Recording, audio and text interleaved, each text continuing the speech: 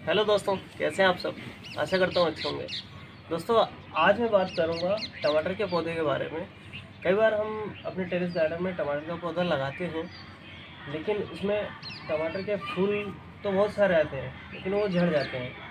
और साथ ही कई बार ख़राब हो जाता है हमारा टमाटर, जिसमें कई तरह के रस चूसक कीड़े लग जाते हैं और उसकी पत्तियों को वो चूस जाते हैं। फ्लावर झड़ने के साथ ही हमारी पत्तियां भी मरोड़िया रोग वगैरह आ जाता है टमाटर में कई तरह का, ताकि वो टमाटर ठीक से चल नहीं पाता है पौधा आपको। तो इन सारी समस्याओं से निजात दिलाने के लिए ये वीडियो आपके लिए मैं बना रहा हूँ, तो बने रहिएगा अंत तक।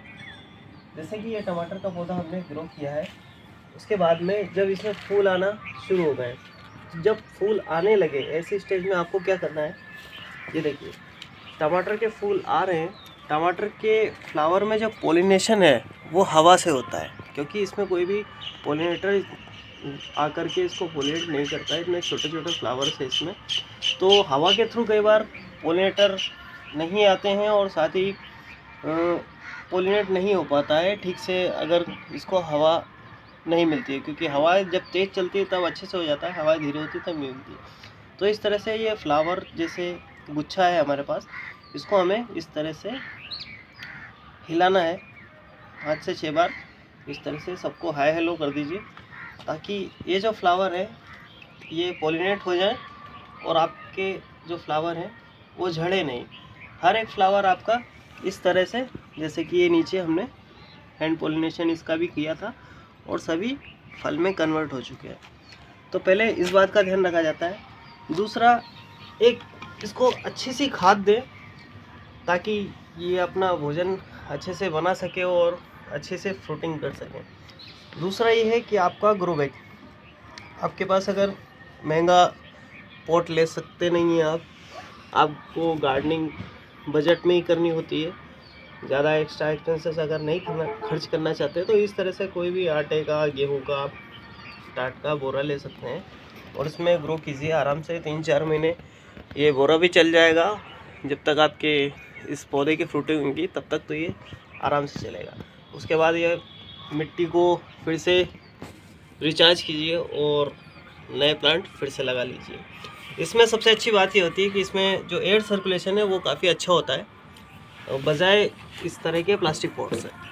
तो इसमें फ्रूटिंग और भी अच्छी होती है। जैसे कि दूसरी कंडीशन में आपको बताता हूँ, जैसे कि ये हमने प्लास्टिक पॉट में लगाया हुआ है, इसमें फ्रूटिंग तो अच्छी हो रही है, लेकिन एक प्रॉब्लम है कि जैसे अब ये ऊपर की ग्रोथ इसकी कम हो चुकी है। वो इसलिए क्योंकि ये जो इसके डेड हेड्स हैं, मतलब कि जो मरी हुई पत्तियां हैं, जैसे कि ये लगभग डेड हो चुकी है, ये सूखी हुई पत्ती, इसकी एनर्जी को ये ऑब्जर्व कर रही है, जो कि हमारे प्लांट की ग्रोथ के लिए रुकावट पैदा करती है। इसलिए इस तरह की जब जो पत्तियां डेड हो जाए, पत्तियों का काम होता है पौधे के लिए भोजन बनाना, लेकिन जब पत्तियां इस कंडीशन में आ जाती हैं तो वो पौधे का ही भोजन खुद ही लेने लगती हैं, क्योंकि इसको खुद एनर्जी की ज़रूरत पड़ने लगती है। इसलिए आप सबसे पहले जहाँ भी आपको दिखाई दे कि हमारी पत्तियाँ जो हैं इस तरह से पीली हो चुकी हैं, डेड हो रही हैं, तो उनको हटा दें, ताकि आपके पौधे की जो एक्स्ट्रा एनर्जी है वो आपके पौधे से इधर उधर न जाए, आपका पौधा कंसंट्रेट कर सके इसकी फ्रूटिंग के लिए। तो इस तरह से हम इन सारी पत्तियों को, अनवांटेड जो लीव्स हैं उनको हटा करके अलग कर देते हैं। अब हमारा पौधा तैयार है केवल फ्रूटिंग के लिए। ये अच्छे से फ्रूटिंग करने के लिए बिल्कुल तैयार है। अब इसमें से नई ग्रोथ शुरू होगी, न्यू फ्लावरिंग होगी और अच्छे से फ्रूटिंग होती रहेगी। अब इसके बाद आती है थर्ड कंडीशन।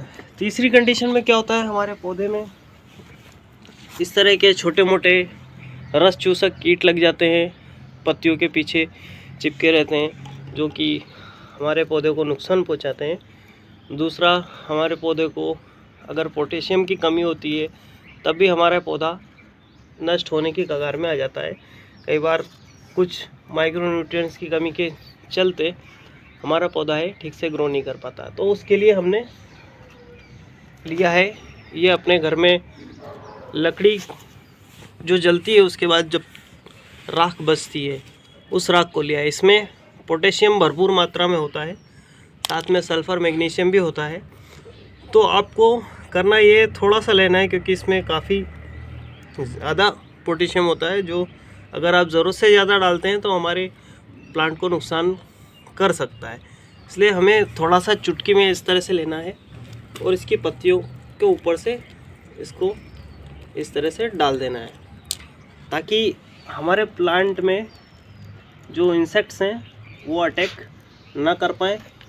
आप जब इसको इस तरह से डालेंगे तो इसमें जो मरोड़िया रोग है, जहाँ पत्तियाँ आपस में मुड़ जाती हैं और आपका प्लांट धीरे धीरे ग्रोथ करना बंद कर देता है, पत्तियाँ अपना भोजन बनाना बंद कर देती हैं, तो उससे बचने के लिए ये सबसे असरकारक उपाय है।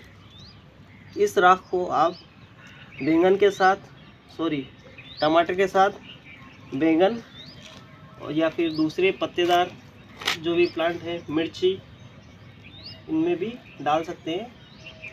अपने पौधे को आप रोग मुक्त बना सकते हैं। तो ये डालने के बाद में आपका पौधा 80 से 90% जो भी परेशानियां हैं उनसे दूर रहेगा। साथ ही आपको पानी की मात्रा जो है अपने पौधे में वो ज़रूरत से ज़्यादा नहीं देनी है, ना ज़रूरत से कम देनी है, क्योंकि हमारा टमाटर का पौधा जो है वो पानी की ज़रूरत उसको अधिक पड़ती है, क्योंकि उसको फ्रूट बनाने होते हैं। उसके साथ ही आप ये जो राख है इसको थोड़ा सा अपनी मिट्टी में डाल करके इसकी गुड़ाई कर दीजिए, ताकि इसकी जड़ों को भी पोटेशियम आराम से मिल सके।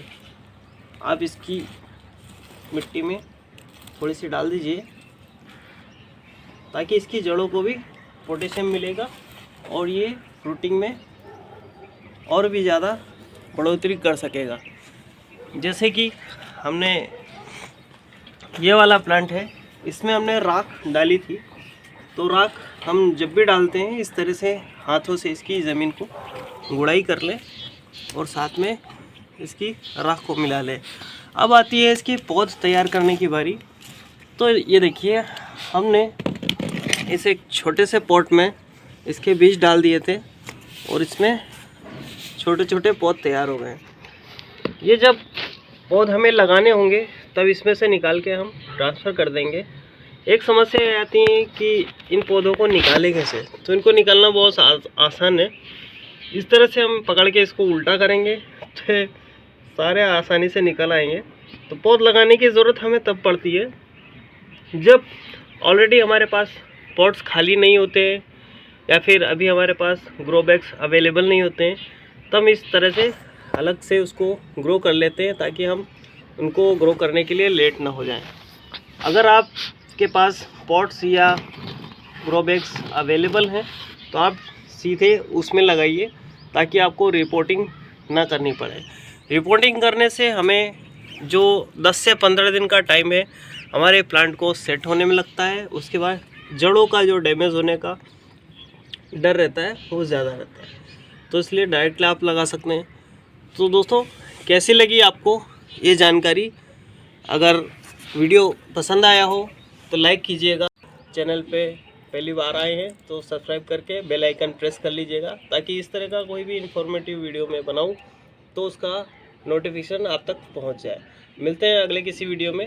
जय हिंद, जय भारत।